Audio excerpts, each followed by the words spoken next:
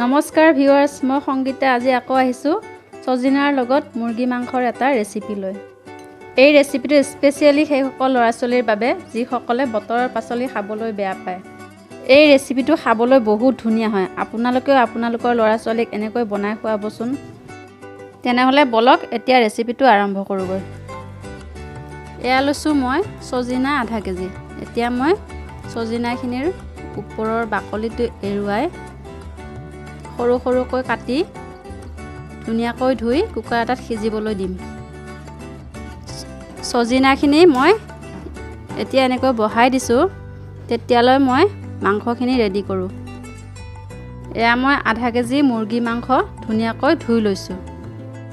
এতিয়া মই ইয়াতে অকণমান নিমখ আৰু অকণমান হালধি দি ধুনীয়াকৈ সানি ঢাকি থৈ দিম। এইফালে আমাৰ কুকাৰৰ হুইচেলো আহি গৈছে। কুকাৰটো মই অকণমান ঠাণ্ডা হ'বলৈ দিম। তেতিয়ালৈ মই মছলাখিনি ৰেডি কৰি লওঁ। এয়া লৈছোঁ মই সৰু চামুচেৰে গোটা জিৰা এচামুচ, ধনিয়া আধা চামুচ, শুকান জলকীয়া 3টা, ঠাৰিকেইডাল মই এৰাই লৈছোঁ।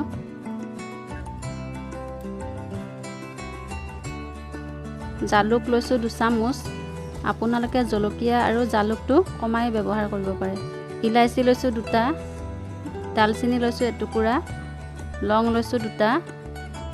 এতিয়া মই মছলাখিনি টাৱা এখনত 2 মিনিটমান ভাজি অকণমান ঠাণ্ডা কৰি মিক্সিৰ বাতি এটাত ধুনীয়াকৈ গুড়ি কৰি ল'ম।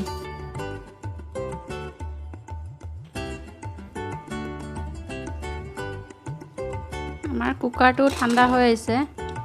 এয়া সজিনাখিনি মই এনেকৈ সৰু সৰুকৈ কাটি লৈছিলোঁ।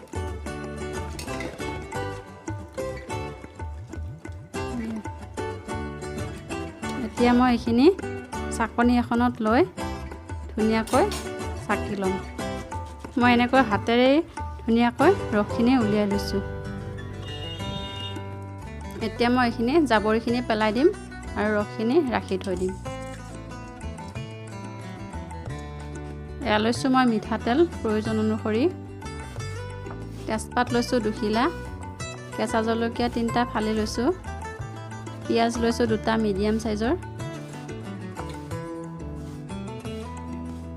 আলু লৈছোঁ 3টা সৰু চাইজৰ, আদা নহৰু পেষ্ট লৈছোঁ 2 চামুচ, নিমখ লৈছোঁ সোৱাদ অনুযায়ী, হালধি গুড়ি লৈছোঁ প্ৰয়োজন অনুসৰি।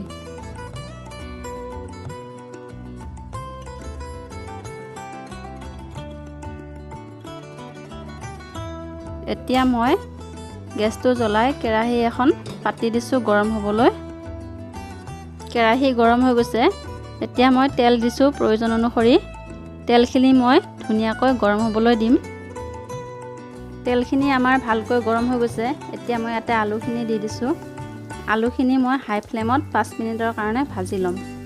আলু এনেকৈ ভাজি ল'লে মাংসত আলুখিনি গলি নাযায়, খাবলৈ ভাল লগা হয়।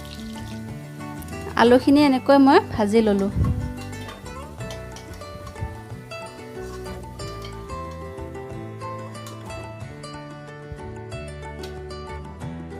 এতিয়া মই মাংসখিনিও ধুনীয়াকৈ ৰঙচুৱাকৈ ভাজি ল'ম। 15 মিনিটমান মিডিয়াম ফ্লেমতে ভাজি ল'ম।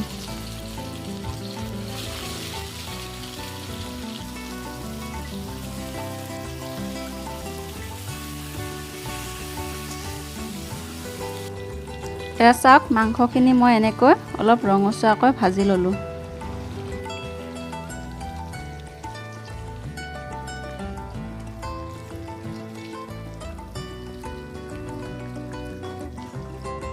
এতিয়া মই ৰৈ যোৱা তেলখিনিতে তেজপাতকেইটা দি দিলোঁ, অকণমান লৰাই দিছোঁ। এতিয়া মই পিঁয়াজখিনি দি দিছোঁ। পিঁয়াজখিনি মই মিডিয়াম ফ্লেমত অকণমান ৰঙচুৱা হোৱালৈ ভাজি ল'ম। পিঁয়াজখিনি আমাৰ ৰঙচুৱা হৈ আহিছে। এতিয়া মই ইয়াতে অকণমান নিমখ দি দিম। নিমখ দিওঁতে মন কৰিব, আমি মাংসত আগতেও নিমখ দিয়া আছে। হালধি দিছোঁ প্ৰয়োজন অনুসৰি, অকণমান লৰাই দিছোঁ। এতিয়া মই ইয়াতে আদা নহৰু পেষ্টখিনি দি দিছোঁ।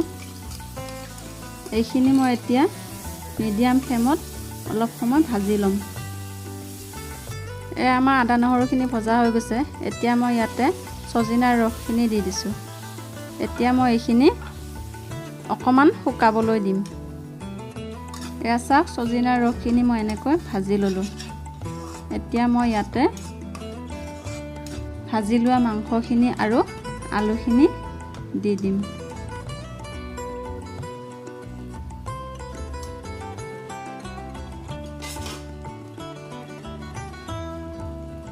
ইয়াতে মই এতিয়া ফালি লোৱা কেঁচা জলকীয়াখিনি দি দিছোঁ। গুড়ি কৰি লোৱা মছলাখিনিও দি দিম।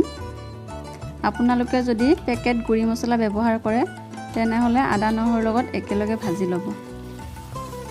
এইখিনি মই এতিয়া ল' ফ্লেমত 10 মিনিটমানৰ কাৰণে ভাজি ল'ম।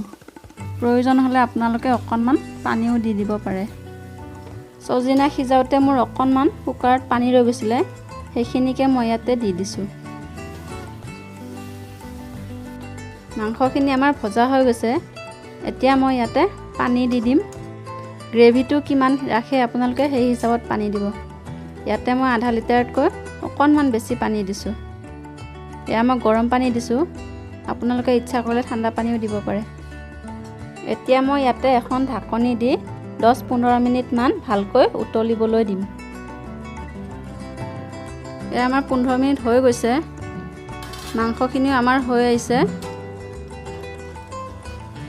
এয়া চাওক মাংসখিনিও ধুনীয়াকৈ সিজি গৈছে, আলুখিনিও সিজি গৈছে। গ্ৰেভিটো মই ইমানখিনিয়ে ৰাখিম, আপোনালোকে কম বেছি নিজৰ ইচ্ছামতে ৰাখিব পাৰে। এয়া আমাৰ ছজিনাৰ লগত বনোৱা মুৰ্গী মাংস ৰেডি হৈ গৈছে। আপোনালোকেও আপোনালোকৰ ল'ৰা ছোৱালীবোৰক এনেকৈ বতৰৰ পাচলিবোৰ খুৱাব পাৰে। এতিয়া মই গেছটো অফ কৰি দিওঁ।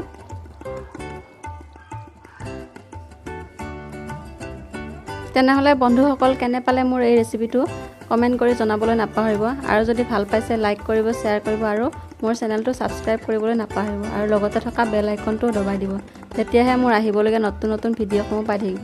মোৰ এই ভিডিঅ'টো সম্পূৰ্ণকৈ চোৱাৰ বাবে ধন্যবাদ। আকৌ আহিম এটা নতুন ৰেচিপিৰ সৈতে।